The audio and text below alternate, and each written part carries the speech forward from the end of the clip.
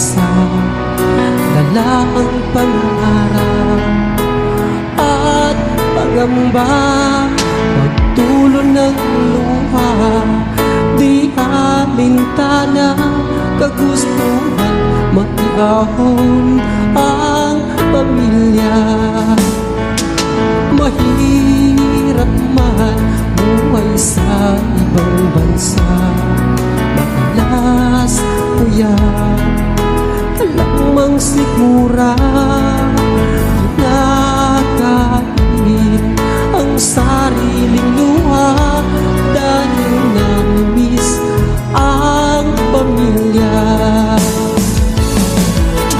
Kung ikaw ay mangibang bansa, dalhin mo ang mahabang pasensya, pagkat di madaling magpaalila, puno ng hinagpis at pagdurusa.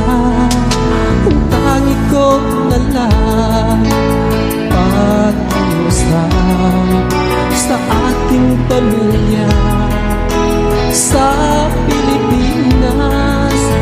Mag-ipon kayo, huwag puro waldas, upang pagbalik ko aking ring malasak.